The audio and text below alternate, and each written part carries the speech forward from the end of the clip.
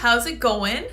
Good evening, everyone. Thank you so much for joining me once again on this lovely Wednesday evening. I have one more doctor's appointment tomorrow, and I think we're going to figure out if and when we should schedule that darn induction. This baby is punching me as I speak and jumping up and down on my bladder, so I might have to cut it a little bit short if I feel like I really have to actually pee. One of the things I've noticed is that you feel a lot of pressure on your bladder, and typically that's associated with having to go pee, right? Obviously. But when you're pregnant, that's not usually what it means. It just means that you're being tap danced on. So once you get used to that idea, it makes it a little easier and you don't feel like you have to go all the time. But I wanted to start tonight with some fun little cultural things that I came up with. Matt Walsh was tweeting because he was commenting on body counts, and this lady came at him. She's like, why does a married dude with 6 kids comment so much on single women's sex lives?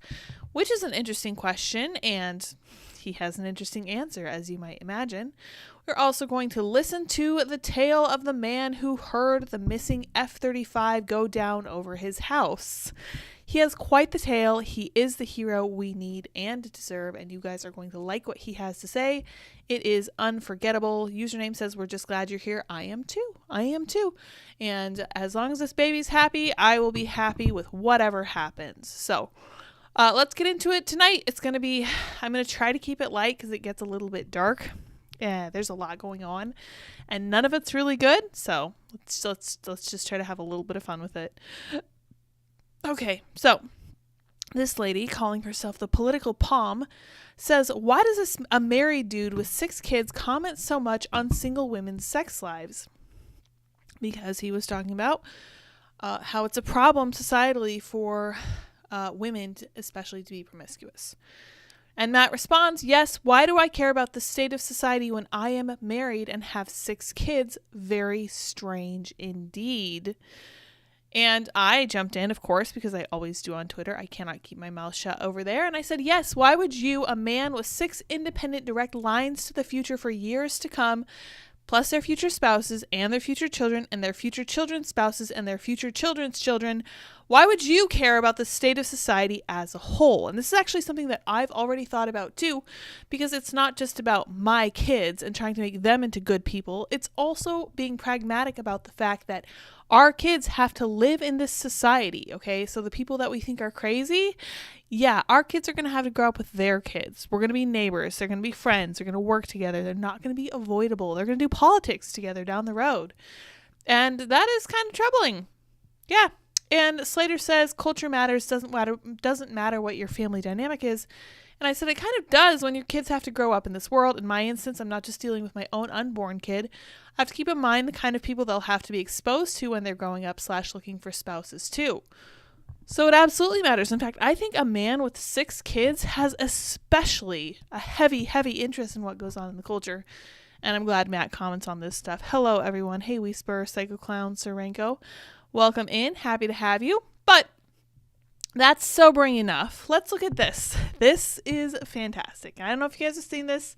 If you have, too bad you're going to see it again. It's amazing no matter how many times you watch it. This is the witness to the F-35 crash. His name's Randolph White. He imitates what he heard when it went down. Hello, Carter. Welcome in. Let's see what he has to say. Normally it's pretty quiet, but on Sunday afternoon, I was in the bathroom taking a shave, and I heard a screeching, between a screech and a whistle. I said, what in the world is this? And I heard a boom. Then my whole house shook. White says he didn't realize it was a plane at the time, so he didn't call anybody. The first thought came to me.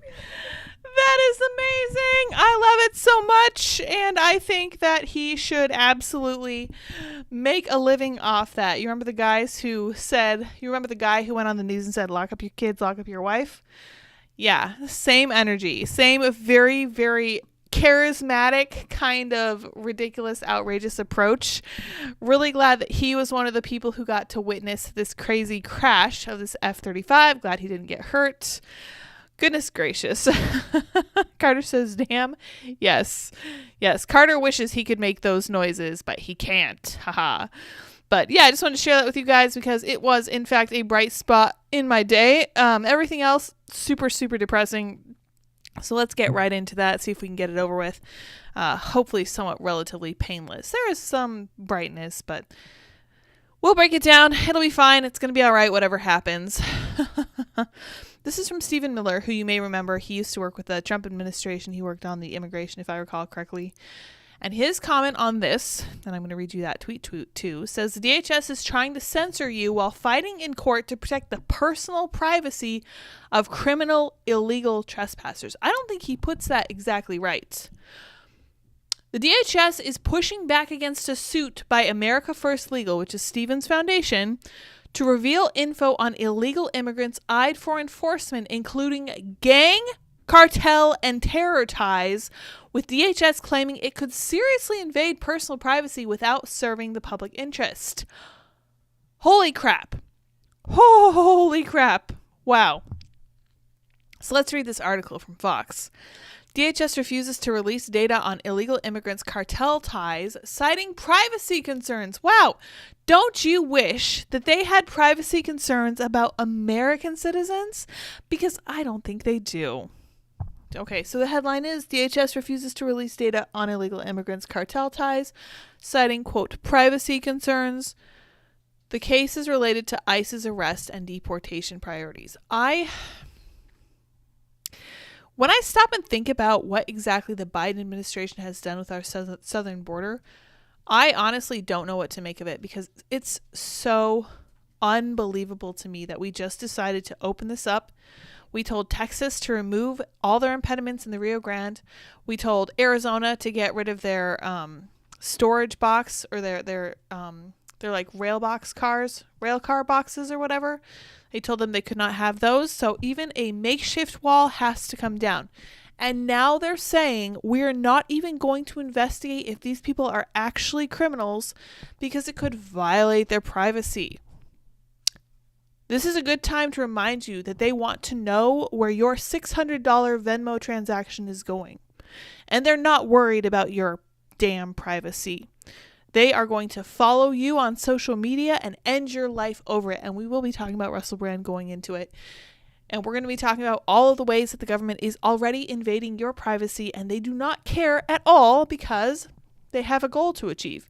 And it seems like they have a goal to achieve here as well that requires them not violating the privacy of actual terrorists and cartel members. So let's read. The Biden administration is pushing back by a demand by a conservative legal group that reveals information about illegal immigrants being considered for arrest and deportation, including their terror, cartel, and gang affiliations, arguing that, among other concerns, it could violate their privacy rights. All the people who illegally entered the United States might have to sacrifice some of their privacy so that we can make sure that they're not actually going to kill American citizens who did nothing wrong to deserve it. America First Legal in 2021 filed a Freedom of Information Act request for weekly reports of proposed enforcement actions submitted by Immigration Customs Enforcement officers to headquarters before they could arrest or deport those illegal immigrants. This approval process took effect with the implementation of new guidance from DHS, which narrowed ICE priorities to focusing on recent border crossings, public safety threats, and national security threats. Information in those weekly reports includes names, addresses, visa information, and any gang, cartel, or terror affiliations. In its document production to AFL, DHS significantly redacted much of the personal identifying information. AFL has challenged this in a U.S. district court, and DHS is in turn seeking to have that denied. I hope they lose. ICE complied with a spreadsheet report for law enforcement purposes and disclosure of non-citizens' names, court case numbers, A numbers, and other identifying numbers, dates of birth, residential addresses, gang, cartel, and terrorist group affiliations, and monikers would seriously invade personal privacy without serving the public interest in understanding ICE's operations, the agency argued in an August court filing. Stop. Are you seriously saying that knowing whether someone is affiliated with the gang, the cartel, or actual literal ISIS would not serve the public interest in understanding ISIS operations? Because it kind of seems like it might. Call me crazy. ICE properly withheld gang, cartel, and terrorist group affiliation of non-citizens under Exemption 7C because disclosure would invade non-citizens' personal privacy without any countervailing public interest, it said, addressing the affiliation specifically. This is making my blood boil. But in a court filing on Friday, AFL pushed back against those arguments, saying ICE had not identified any such law enforcement technique that would be implicated, and arguing that the records were created for political, not law enforcement purposes. It also argued that the public's right to know about the potential gang ties of those in the approval process outweighed privacy rights of the immigrants involved. Yes, duh. How much privacy do you guys think that non-citizens should get, especially ones who illegally cross the southern border? Because I personally don't think they deserve much. I think if you decide to come over to this country and break our laws in the process, you should be prepared for ridiculous scrutiny. Because why wouldn't you? You're breaking our laws. You shouldn't even be here. But somehow, our own agencies think that you have a right to privacy so that none of us here have any way of knowing if you're literally tied to the cartel or gangs or actually terrorist groups. That's a head scratcher. I find myself shocked. I'm pretty cynical, but that's really amazing. The simple fact is that every single crime they commit is a crime they wouldn't have happened if our immigration laws were enforced, and the privacy interests of cartel members and gang members can never outweigh the need for the American people to know what is happening in their own country. Yes. The administration has faced significant legal challenges over its ICE enforcement, with the Supreme Court ultimately deciding in the administration's favor this year over a major case challenging the guidelines after states challenged it on the basis that it led to a sharp drop in deportations. DHS says it does not comment on pending litigation. DHS Secretary Alejandro Mayorkas, who should be impeached, said when the case was decided that the guidelines have been effectively applied by ICE officers to focus limited resources and enforcement actions on those who pose a threat to our national security, public safety, and border security. So just nothing. Nothing. That's all he ever says. Mayorkas says nothing. I don't know if you guys saw this video of this train heading, I think it was north, heading to the U.S. This is crazy to me. Let's see if we can watch it.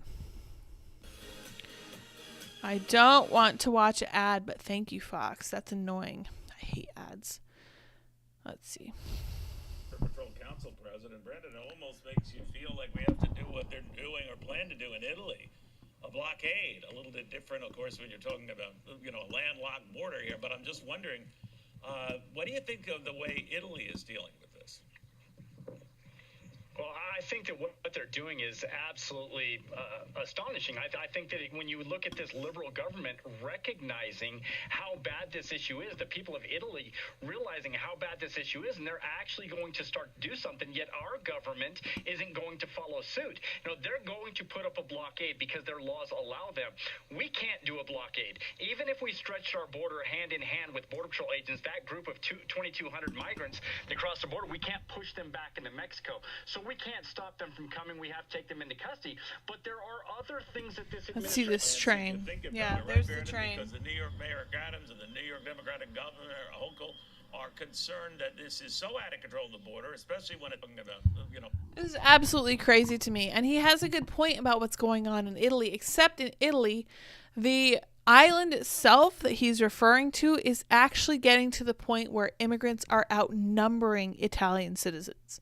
It's genuinely unbelievable what's happening there. But they at least appear to be taking steps to stop this from continuing, unlike America, honestly. And the absolute state of American agencies is blowing my mind. I have never had less confidence in these institutions than I do right now. And that is really saying something. I have never liked them very much. But this is really a new low. But let's see what someone who grew up in the Soviet Union has to say to A.G. Garland on the Judiciary GOP's whatever they were listening to. They were grilling Merrick Garland today, which was awesome. And this lady who grew up in the Soviet Union has a lot to say about the fact that hardworking Americans, she says, including my constituents, are afraid of political persecution by their own government. So it's not just censorship. It's not just invasion of privacy. It is political persecution. At this point, I think it is safe and fair to say that the American government itself is actively at odds with the ordinary American people. And I don't know what to do with that information. That seems like a bad place to be. If I recall correctly, the last time we were in a situation like this was sometime in the 1770s. Can't recall exactly, but let's hear what she has to say. Attorney General, you had a very moving statement about your grandparents coming here from Belarus to live in the country without fear of prosecution. I grew up in a very similar country, Ukraine now, and when I came here as a young person, I believed in the value as an American not to be afraid of my government. But I wanted to tell you, and I want to share with you and get your thoughts on that. Are you aware that a lot of Americans are now afraid of being prosecuted by your department? Are you aware about that? Are you aware of that? I'm just saying, are you aware or not?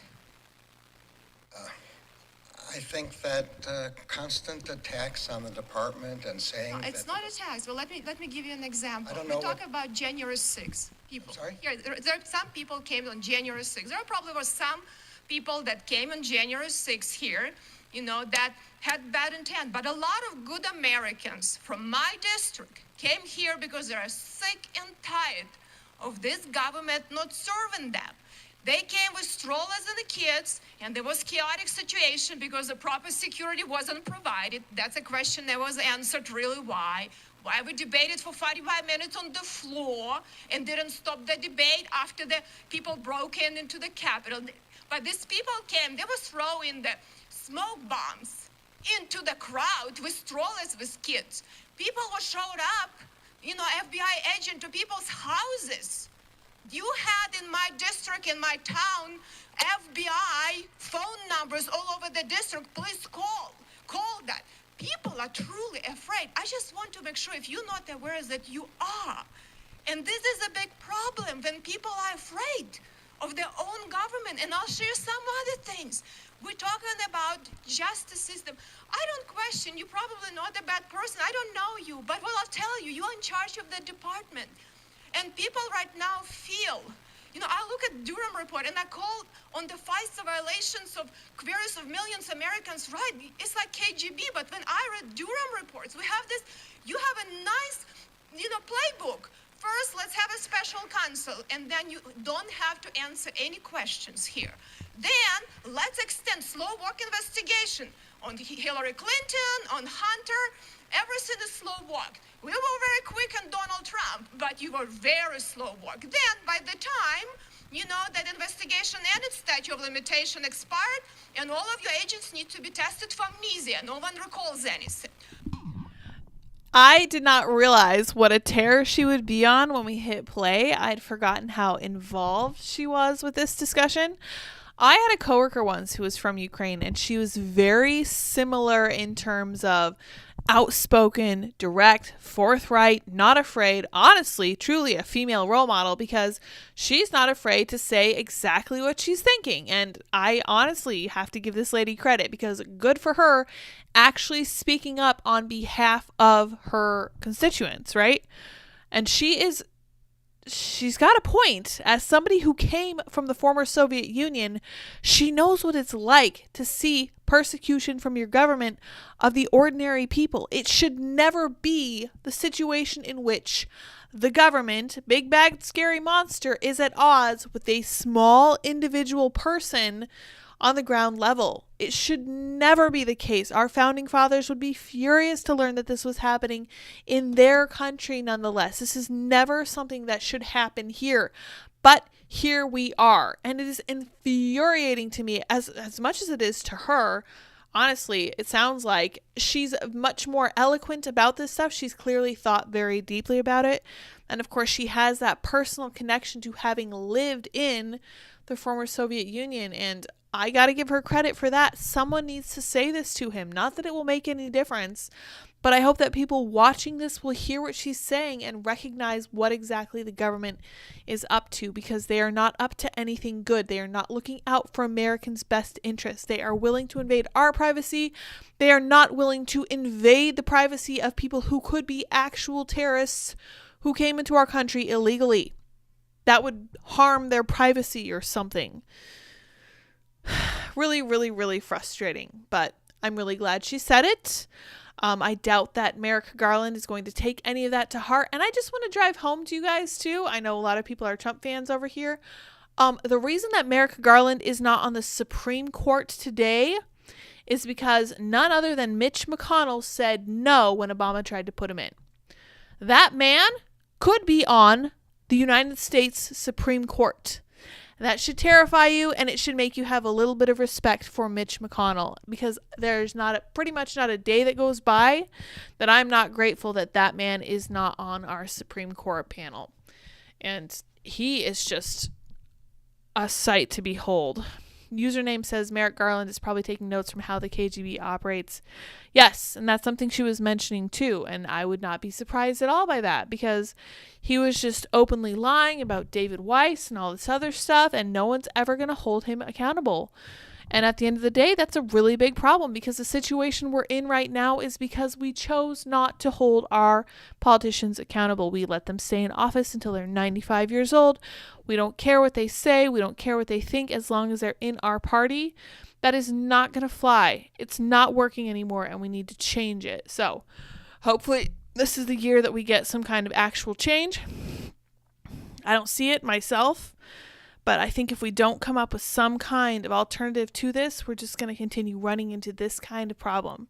And I think eventually enough people are going to get sick enough of it, then change will happen. But we'll see. We will see for sure. Let's look. Oh, yeah. Speaking of January 6th, I thought this was great. The FBI lost count of how many undercover informants it had at the Capitol on January 6th. As a result, the agency had to perform an audit to find out how many confidential human sources run by different field offices were there. The FBI lost track of how many paid informants the agency had at the Capitol January 6, 2021. As a result, had to perform an audit to find out how many confidential human sources run by different field offices were there that day, according to a bombshell new report. Go away, ad. I don't want you. I wanted to close you. Thank you.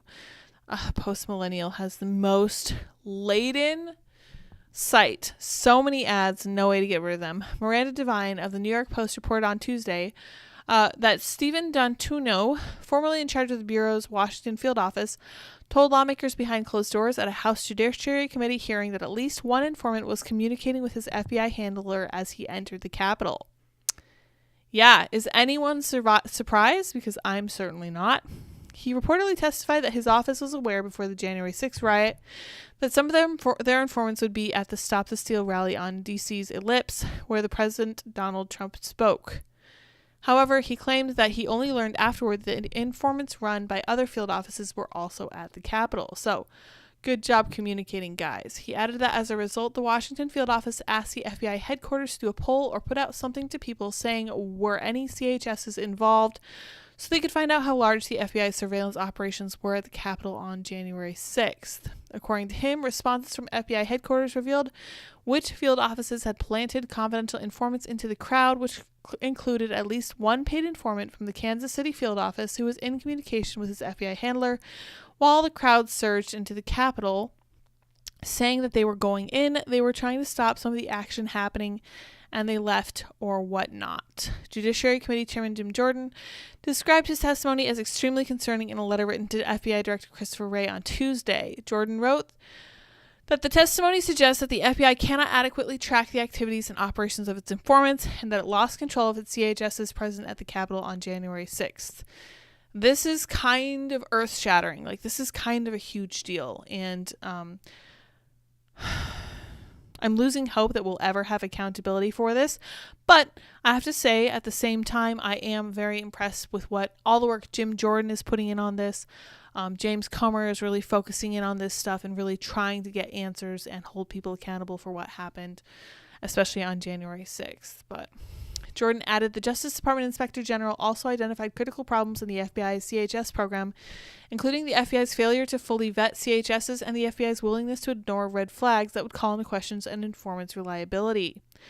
Jordan requested that Wray provide a substantive briefing on how the FBI used paid informants on January 6th, as well as any specific guidelines or admonishments that were provided to their CHSs prior to deploying, along with all debriefing documents from the January 6th riot informants. According to the Post, former Capitol Hill Police Chief Stephen Sund had previously said that the FBI also had at least 18 undercover agents in the crowd, plus another 20 from the Department of Homeland Security. So, that's not really shocking, but disturbing.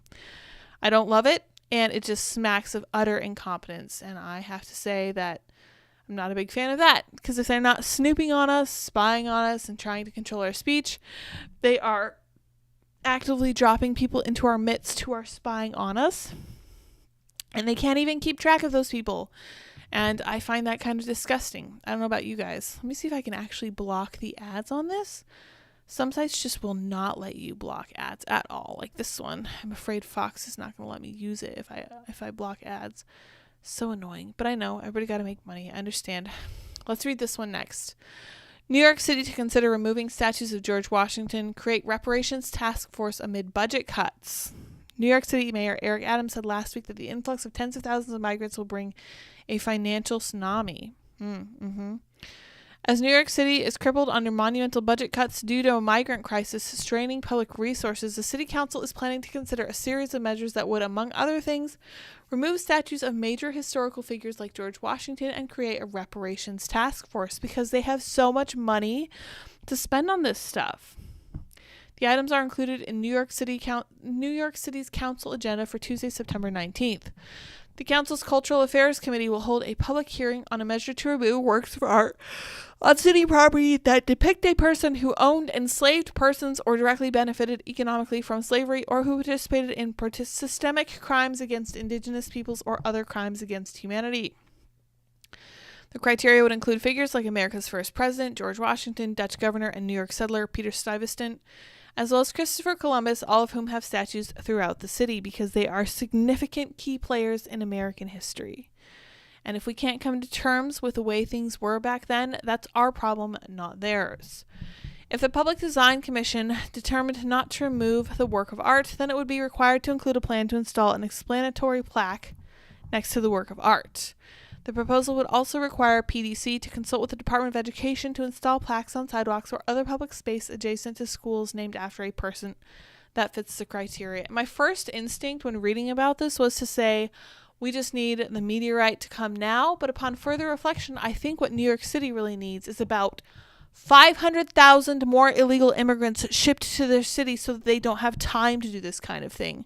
Because frankly, I'm shocked that they can do this. I'm shocked that they are considering reparations when they don't even have money to do their basic, normal stuff they're always trying to do. We know cities waste a bunch of money doing a bunch of politically correct stuff. Whatever. It's New York City. They're going to waste a bunch of money. That's just how it is. Hopefully it's just from their state, not federal funds. But at the end of the day, my conclusion is that they need more pressure on them and they need to feel the full effect of illegal immigration so they can't do this kind of nonsense because I am tired of it and they've been complaining nonstop about having something like 10,000 migrants being shipped to their city. So I think that we should up those numbers. I think those are rookie numbers. And I think that they should be so busy that they don't have time to think about this. Yeah. Use Brave browser. Nope. I use Opera browser. Brave browser does not work with Fox News site. It also doesn't work with dailymail.com, unfortunately. Username says, having worked in government and being subjected to government audits, gonna put money on it being quite a lax audit indeed. Texas Rangers, welcome in. Username says, next statue they'll get rid of is Balto because he helped save white kids from dying of sickness. Very likely, unfortunately. So, speaking on the topic that we kicked this off with, I want to kind of touch back on this interesting story about this Democrat in Virginia. But let's do that after we talk about Rumble, because Rumble had something really interesting to say to the government. So if you guys have been following the Russell Brand story, it got really interesting today because the government of the UK actually reached out to, I think it was TikTok, and and said, hey, by the way, just so you know, Russell Brand might be being able to monetize the videos that he has up on your site. It might have been Spotify. I don't remember what site it was. Let's read what Rumble had to say when the UK government sent them a note. Rumble rejects UK government's pressure to demonetize Russell Brand amid allegations. The UK government's Culture, Media and Sport Committee has questioned Rumble over whether it plans to take action against Russell Brand. Amidst a growing controversy surrounding comedian Russell Brand, video platform Rumble has taken a stand against the UK government's push to penalize the content creator based on recent allegations. Last week, The Times and Channel 4's dispatches covered serious allegations of assault against Russell Brand. While the comedian has yet to be convicted of any wrongdoing and whether the anonymous accusers are victims is yet to be determined, several major platforms, including YouTube, Netflix, and BBC's iPlayer, took swift action either demonetizing or removing his content. Quote, we would be grateful if you could confirm whether Mr. Brand is able to monetize his content, including his videos relating to serious allegations against him. If so, we would like to know whether Rumble intends to join YouTube in suspending Mr. Brand's ability to earn money on the platform, wrote Dame Caroline Dinenage in the Brazen Letter. That is frankly unbelievable. I'm actually shocked. I shouldn't be, but I am. We know how things are in the UK. The US is following along in their footsteps. So, Culture, Media and Sport Committee, Chris Pavlovsky, CEO, Rumble. Dear Chris, I'm writing concerning the serious allegation regarding Russell Brand in the context of his being a content provider on Rumble with more than 1.4 million followers. The Culture, Media and Sport Committee is raising questions, just asking questions, with the broadcasters and production companies who previously employed Mr. Brand to examine both the culture of the industry in the past and whether that culture still prevails today. However, we are also looking at his use of social media, including on Rumble, where he issued his preemptive response to the accusations made against him by the Sunday Times and Channel 4's dispatches. While we recognize that Rumble's not the creator of the content published by Mr. Brand, that's right, they're a platform, not a publisher. You would do well to remember that, Dame Caroline. We are concerned that he may be able to profit from his content on the platform. What's wrong with that? What is wrong with someone being able to profit from the fruit of their labor? I would genuinely like to know. It's truly disgusting that the UK is even asking this. We would be grateful if you could confirm whether Mr. Brand is able to monetize his content, including his videos relating to the serious accusations against him. If so, we would like to know whether Rumble intends to join YouTube in suspending Mr. Brand's ability to earn money on the platform. We would also like to know what Rumble's doing to ensure that creators are not able to use the platform to undermine the welfare of victims of inappropriate and potentially illegal behavior. Yours sincerely, Caroline Dinenage. I don't really have the energy to pour in the absolute vitriol that I feel about this letter into my tone, so just factor it in. Rumble, however, has chosen a different route from the other platforms. In response to the inquiry from the UK's Culture, Media and Sports Committee regarding Brand's monetization, Rumble CEO Chris Pavlovsky issued a statement emphasizing the company's commitment to a free internet. In a clear stance against cancel culture and rushes to judgment, Pavlovsky responded, stressing that allegations against Brand have no connection to his content on Rumble. He pointed out the importance of a free internet, where no one arbitrarily dictates which ideas can or cannot be heard. Quote, today we received an extremely disturbing letter from a committee chair in the UK Parliament. While Rumble obviously deplores sexual assault, rape, and all serious crimes and believes that both the alleged victims and the accused are entitled to a full and serious investigation, it is vital to note that recent allegations against Russell Brand have nothing to do with content on Rumble's platform. Just yesterday, YouTube announced that, based solely on these media accusations, it was barring Mr. Brand from monetizing his video content. Rumble stands for very different values. We have devoted ourselves to the vital cause of defending a free internet, meaning an internet where no one arbitrarily dictates which ideas can or cannot be heard, or which citizens may or may not be entitled to a platform. We regard it as deeply inappropriate and dangerous that the UK Parliament would attempt to control who is allowed to speak on our platform or to earn a living from doing so. Singling out an individual and demanding his ban is even more disturbing given the absence of any connection between the allegations and his content on Rumble. We may not agree with the behavior of many Rumble creators, but we refuse to penalize them for actions that have nothing to do with our platform.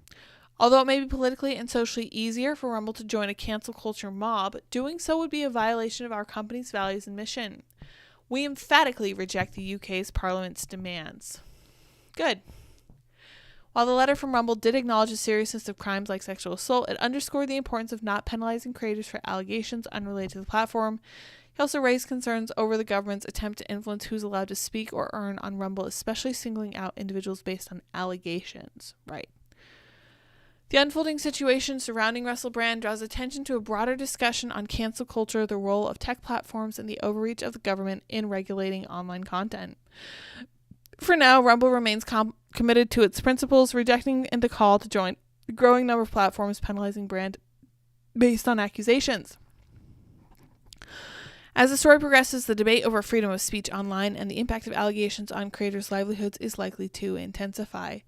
I cannot wrap my mind around the concept of a government of a country asking a platform why they're allowing someone to earn a living, given that there are allegations, unproven, possibly unfounded, no one knows, hasn't gone to court yet, based on allegations against them. That's crazy.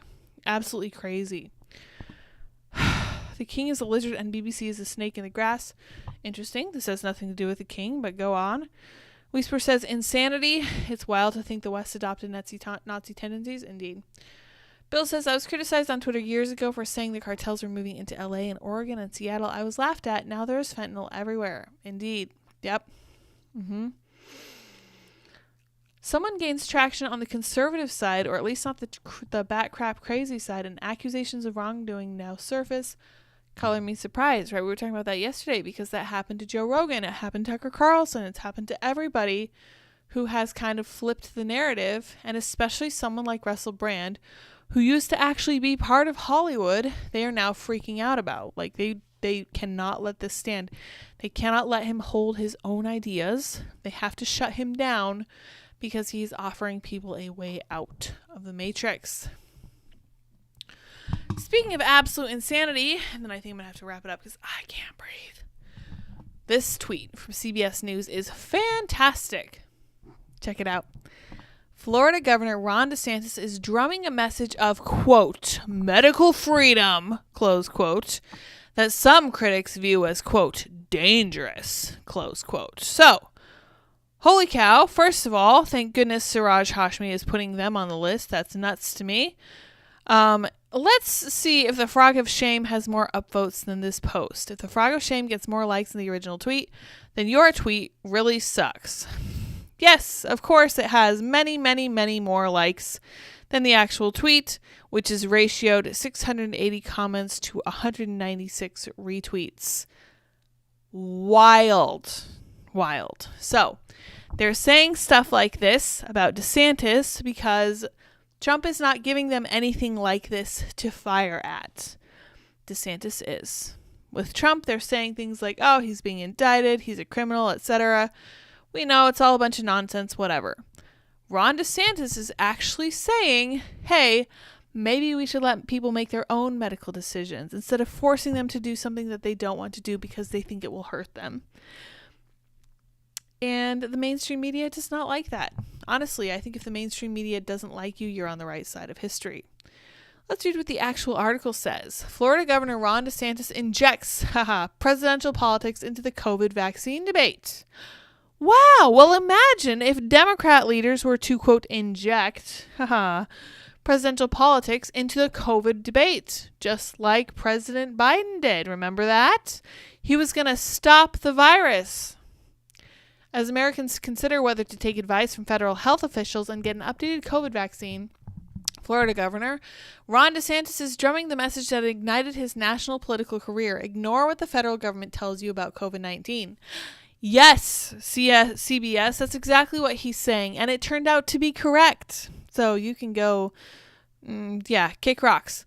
Last week, as polling showed him running second to Donald Trump for the Republican presidential nomination, he convened a virtual roundtable featuring a panel of COVID vaccine skeptics. Their mission? To swat away the FDA's findings that the new shots are safe and effective for those six months and older. Nowhere else in the world, no other country in the world is telling people 6 months and older that they need to get a COVID vaccine. It is insane, utterly insane to me that our public health officials think that this is the way to go, because what Governor DeSantis is saying about the COVID vaccine is exactly what the rest of the world is saying about it. The problem in the US is that we have big pharmacies, big pharmaceutical companies. We have Pfizer, we have BioNTech, we have all of this other stuff. These are the people who are benefiting off this. They are getting major money from the government to do this free COVID vaccine. And for this reason, our public health officials are telling us, and I really don't care if YouTube demonetizes this because it's true, our public health officials are telling us that it is necessary for people 6 months of age and older.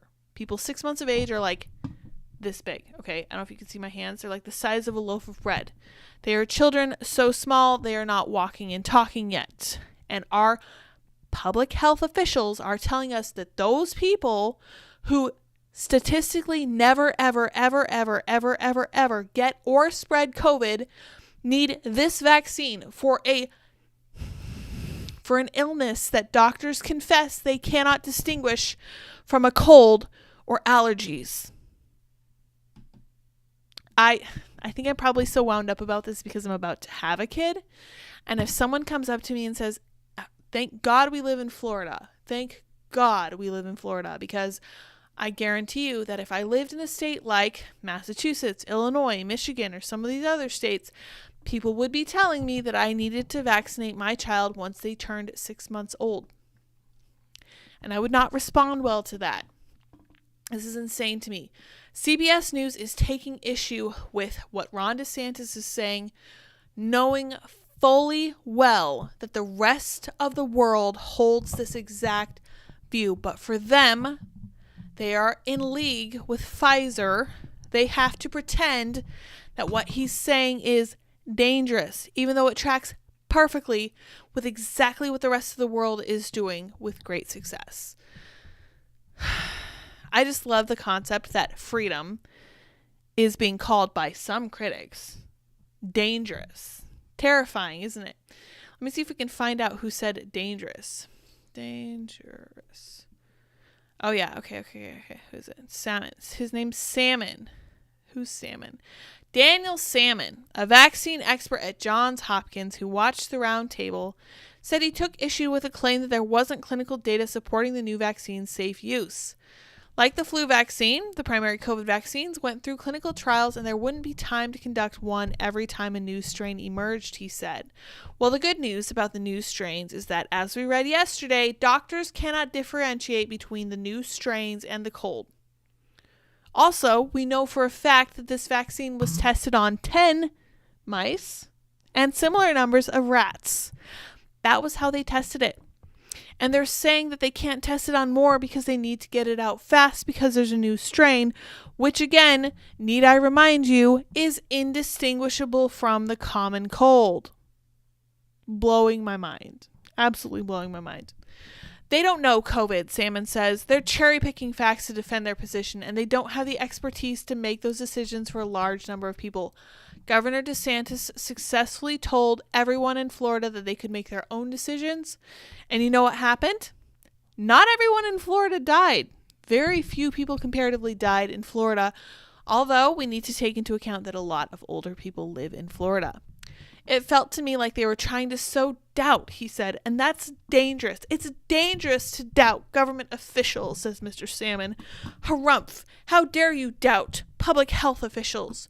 What reason could you possibly have for doubting the people who all they tried to do was get you fired for not wearing a piece of fabric over your face? They tried to get you fired for not taking a shot that you were worried would be dangerous. They told you that you were crazy for saying that it affected your monthly cycle if you were a woman. You're probably just hysterical, right? If you thought that this was affecting your monthly cycle. Oh, but wait, then they looked back and actually it does affect that. Oh, whoopsie. No big deal. Don't worry about it. They won't talk about pregnant women.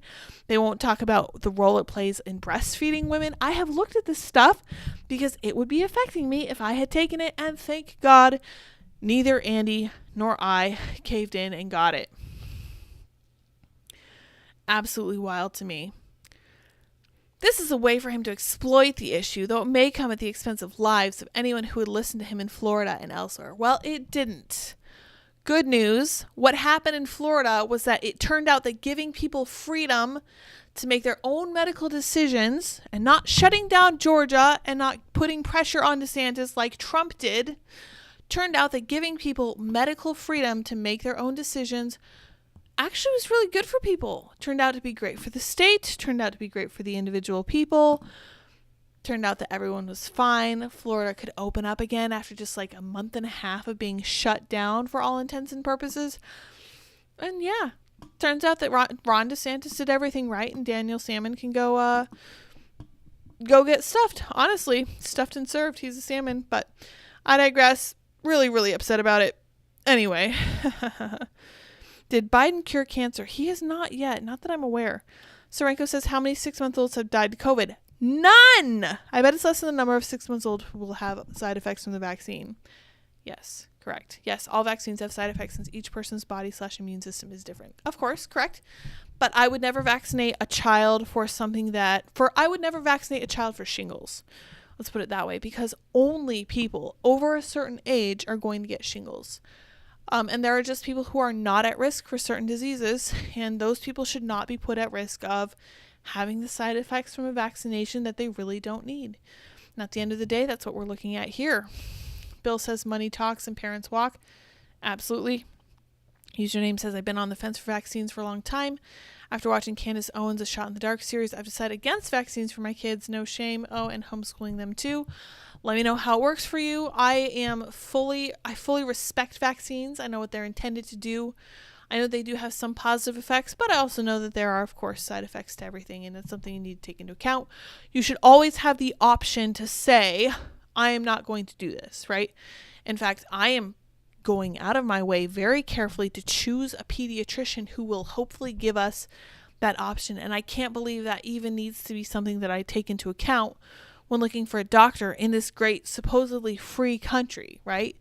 Shouldn't even be a question, shouldn't even be up for consideration. It should be a case of, actually, I don't think we're going to do that. And then you don't have to do it because they're your children and you are the final arbiter of what happens to them. Now, if you want your kid to die, they're going to argue with you and be like, oh, your kid's going to die if you don't do this. Then you have to decide, is that actually true? How can I find out if that's actually true? Can I talk to somebody who really knows the data about this? Somebody who's well versed in these scientific papers? Crazy to me. All right, you guys, I'm going to wrap it here. I hope you all have a great night. We're not going to talk about the crazy sex worker who was running for office in Virginia. I will only say that I hope that the backlash to what she did, selling herself online for money, I hope and pray that the backlash to what she did will be so huge, so gigantic, and so stunning that young girls will look at what happened to her and say, you know what, it's probably not in my own best interest to, for example, get on OnlyFans or get on one of these other sites like she was using. Disgusting, horrifying, revolting stuff. And I think that young girls should be reminded that it can end their careers before they begin. But hopefully that's what happens here. I'm not going to hold my breath. Sorenko says, if you're not able to do homeschooling, recommend checking your school district's policy on vaccines too. Yes, some will give you a religious exemption, not many though, unfortunately, and schools do have the power to say, actually, we're not going to teach your kid if you don't have vaccines. So it is what it is. Oh my doctor at Kaiser was asked to retire after she agreed to me not getting the shot. How interesting. You know, it's funny, we had Kaiser for a while and they never put any kind of pressure on us to get the shot at all. Ever. and I use a service called Forward up on the East Coast in the DMV area, and they also never asked that question, and they were super helpful, and I really appreciated their help as well. Even though we were in a heavily blue part of the country, they did really, really well. The only time I ever felt pressured to get the vaccine was when we were in Massachusetts, and that doesn't surprise me at all. They're super, super progressive, but nowhere else. Yeah, so, all right, you guys, I will see you all tomorrow. Until next time, remember what we say over here. Stay safe, stay well, stay out of Target. Until next time, bye, guys.